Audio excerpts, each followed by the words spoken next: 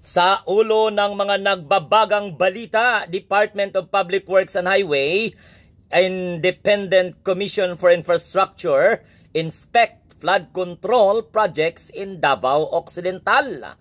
Binisita ni na Department of Public Works and Highway, Secretary Vince Dizon at Independent Commission for Infrastructure Special Advisor Mayor Benjamin Magalong ang flood control project sa Davao Occidental, na kung saan po napag-alaman na ipinatayo po ito mula 2021 hanggang 2022. Ang pagbisita po ng dalawang personalidad na si Magalong at saka si DPWH Secretary Vince Dizon naganap lamang po ngayong araw, Huwebes, September 25.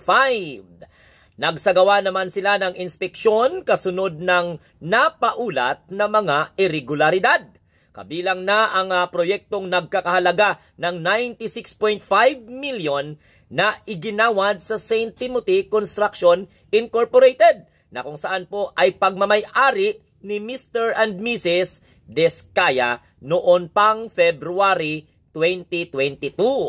Pagmamay-ari ng mga Diskaya ang St. Timothy na isa sa mga construction company na iniimbestigahan dahil sa pagkasabwatan sa ilang mga mambabatas at opisyal ng Department of Public Works and Highway at iba pang ahensya ng pamahalaan para sa kickback mula sa pondo ng flood control. At yan po mga kamunting tinig ang mainit-init na balita. So idadaisik po natin yan kasi marami po ang mga nagmamayabang na sa Davao daw ay walang mga tinatawag na mga ghost projects, walang mga standard, okay? Pero sa totoo lang mga kamunting tinig, may mga irregularidad pa rin ng mga proyekto na kung saan ay ginawa po ng Department of Public Works and Highway.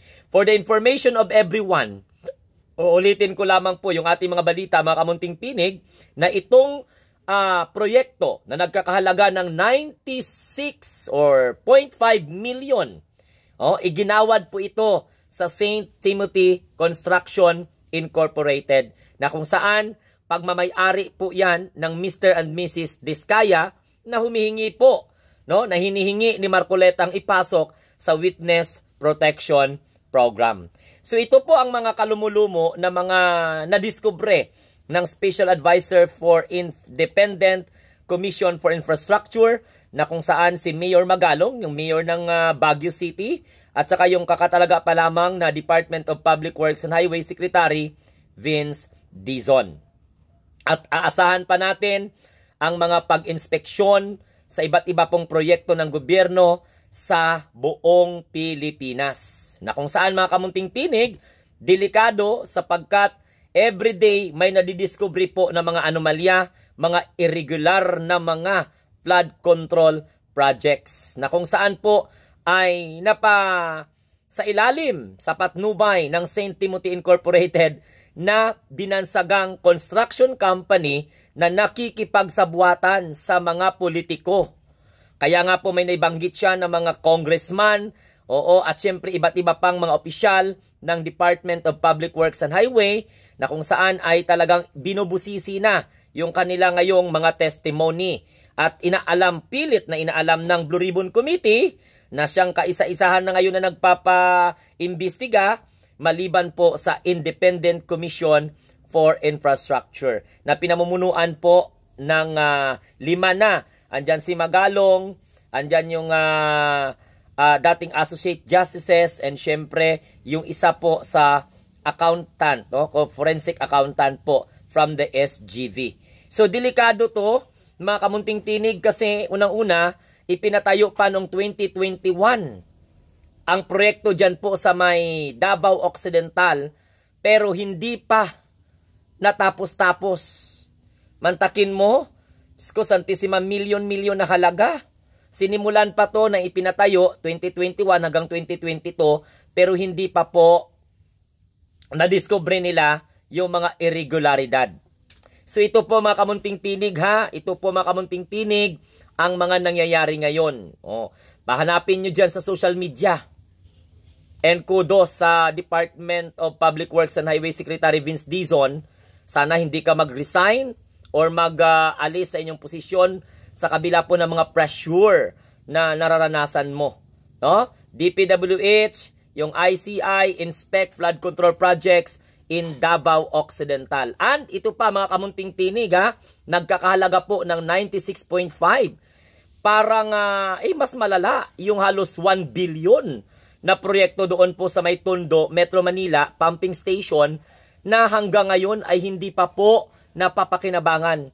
Na kung saan simula pa noong 2017 ipinatayo pero hindi pa po napapakinabangan ng mga tao. Tapos nagre-request naman ng pundo ng 100 milyon for repair.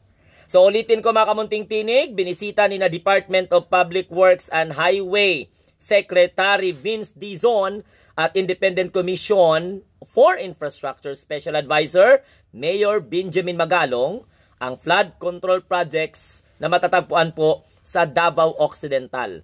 Na kung saan, for the information of everybody, ipinatayo mula taong 2021 hanggang 2022.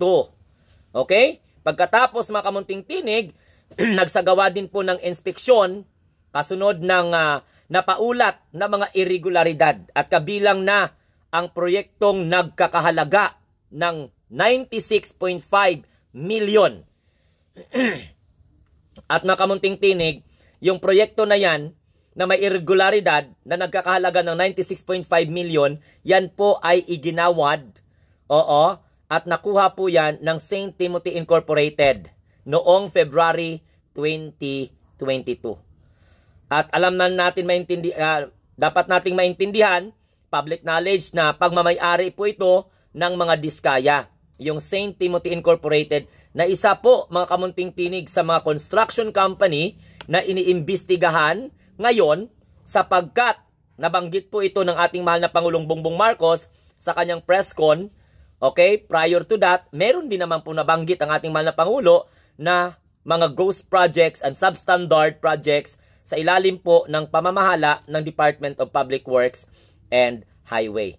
So balik tayo dito sa St. Timothy, isa po yan sa mga construction company na iniimbestigahan dahil po sa pakikipagsabuatan. Oo, saan sila nakikipagsabuatan? Nakikipagsabuatan sila sa ilang mga mambabatas at sa opisyal ng DPWH o yung Department of Public Works and Highway. At hindi lamang po Department of Public Works and Highway, iba pang ahensya ng pamahalaan. Para sa ano? Para po sa kickback mula sa pondo ng flood control. Kaya nga maririnig natin sa investigation, puro mga percentage ang mga ibinabanggit, mga kamunting tinig.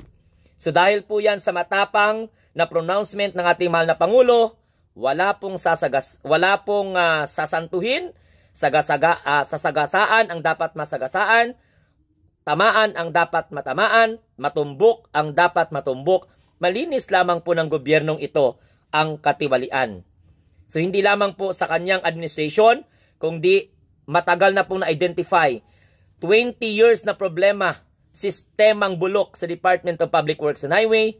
Unti-unti na pong nalinawan ang sistema ng pangungurakot sa kaban ng bayan ng ilan po sa mga kontraktor na nakikipagsabuatan sa mga miyembro ng mga mambabatas sa mababa at mataas na kapulungan.